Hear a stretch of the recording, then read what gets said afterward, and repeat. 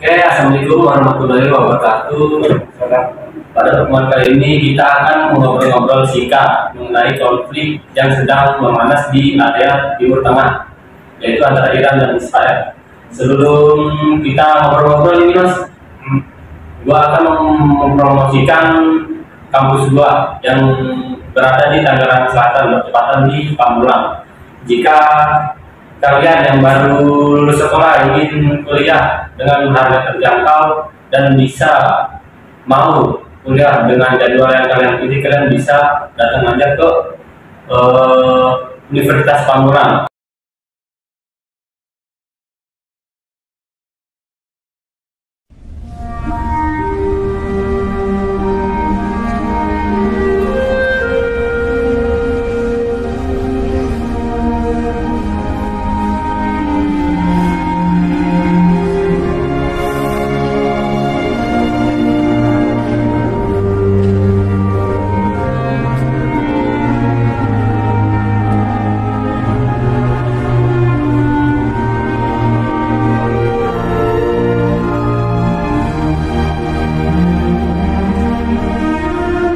Pasal 31 Ayat 1 Undang-Undang Dasar 1945 yang menyatakan setiap warga negara berhak mendapat pendidikan. Universitas Pamulang hadir menjawab amanat undang-undang tersebut melalui pendidikan yang layak dan berkualitas serta terjangkau seluruh lapisan masyarakat.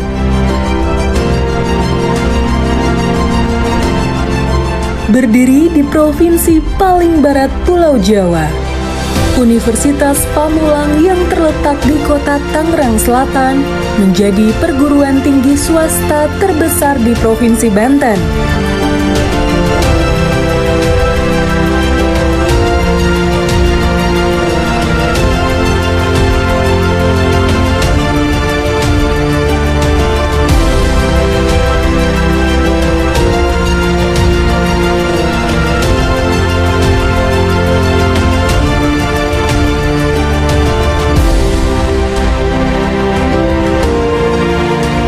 Universitas Pamulang berdiri sejak tahun 2000 oleh Yayasan Primajaya dan akhirnya alih kelola oleh Yayasan Sasmita Jaya pada tahun 2004 yang dipimpin oleh Dr. Honoris Causa Dr. Andes Haji Darsono.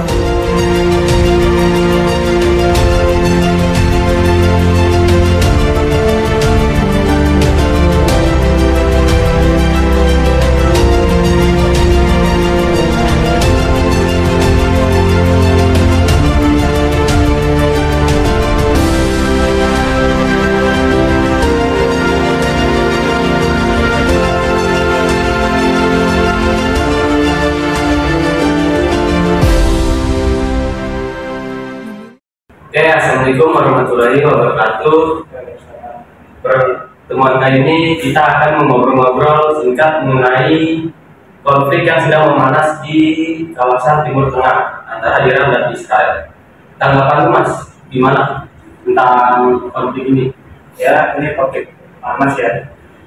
Yang kita ketahui kan Iran sudah melancarkan serangan dari awal bulan ini, ya kurang lebih 13 Juni. Tapi sebelum itu perlu kita ketahui Israel duluan yang menyerang Iran, mulai Iran.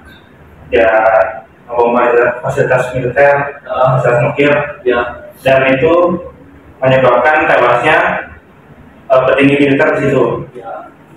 Nah, itu memicu perang Iran. Nah, tanpa basa-basi akhirnya Iran pun melontarkan serangan juga ke fasilitas umum di Israel itu, dan bahkan Iron Dome Israel dia nggak bisa menangkis serangan dari Iran.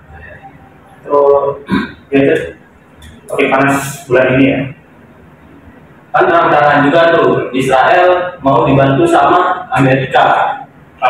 Amerika ikut turun tangan jika Iran terus menyerang Israel.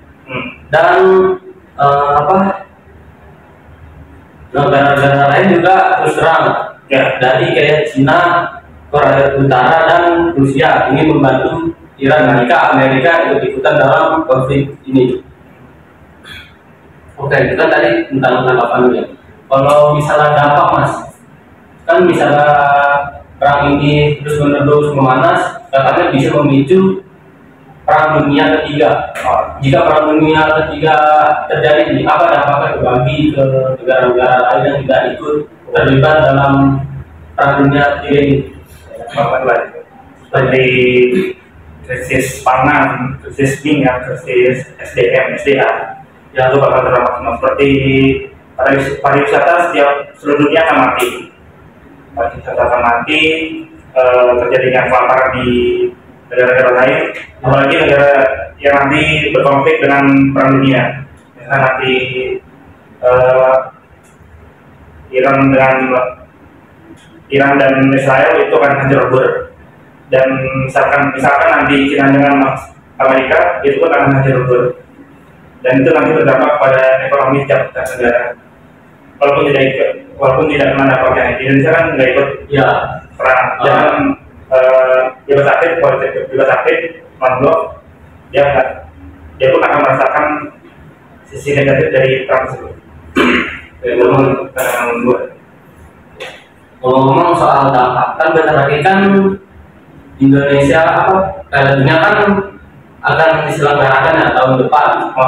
Itu juga salah satunya lokasinya di Amerika, ya kan? Apa mungkin misalnya nanti ini terus menerus konflik ini jadi perang, apabila dunia nanti tidak jadi? Kemungkinan misalkan masih ada perseteruan Amerika dengan Iran atau Israel, kemungkinan tidak akan terjadi. Karena apa? Karena misalnya terjadi Amerika dalam situasi yang rawan, Amerika dan Iran bisa saja melontarkan undang-undang senjata serangan ke Amerika. Itu sangat membahayakan. Itu bisa jadi diundur atau tidak jadi dilaksanakan di Amerika.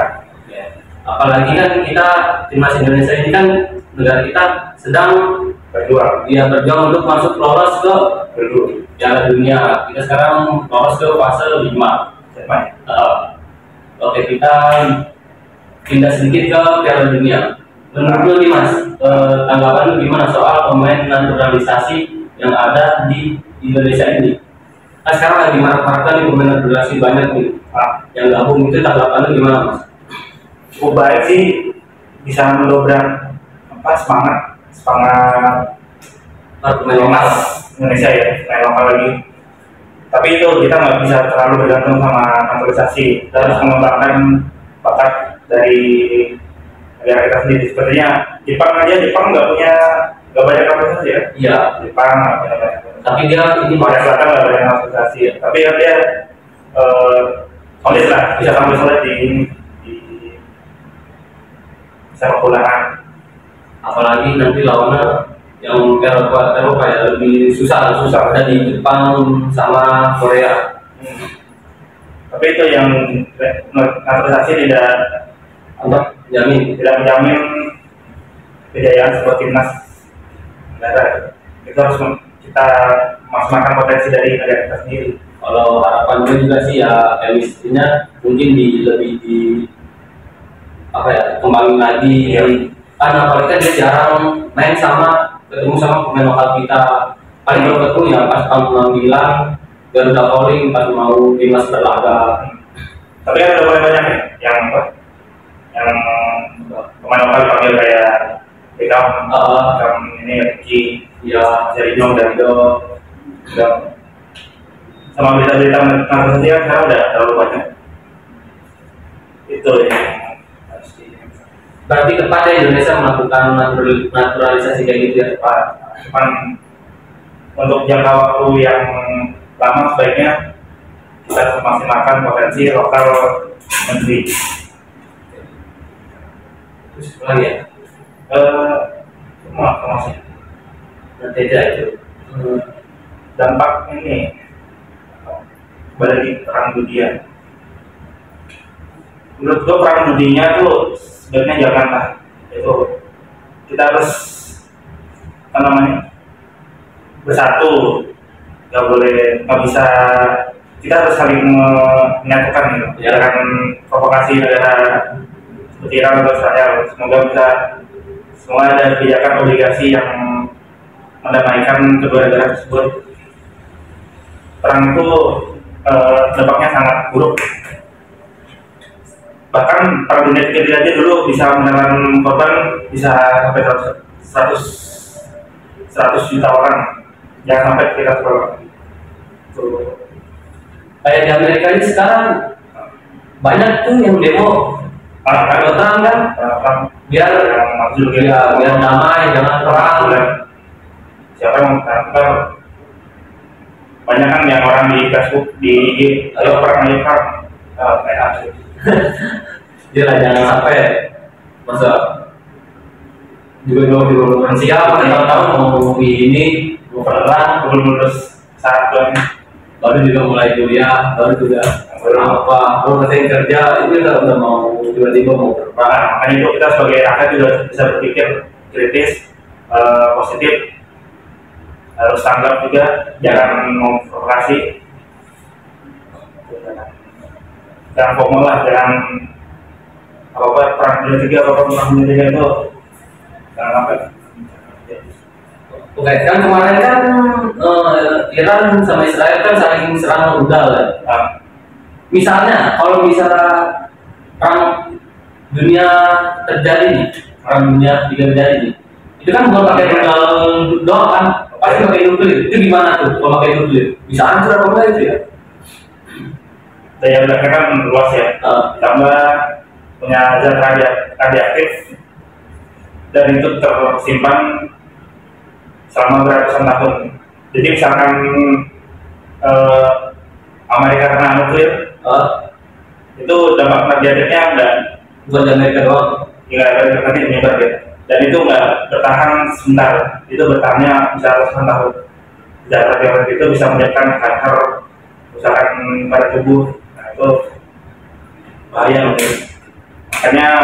Makanya Rusia nahan Iran supaya nggak memakai nuklir. Itu dampaknya parah. Dan ya itu Cina dan Rusia nahan Iran karena kemarin nuklir. Nih jika misalnya nanti perang itu terjadi nih, kan katanya Iran mau dibantu Rusia, Cina sama Korea Utara.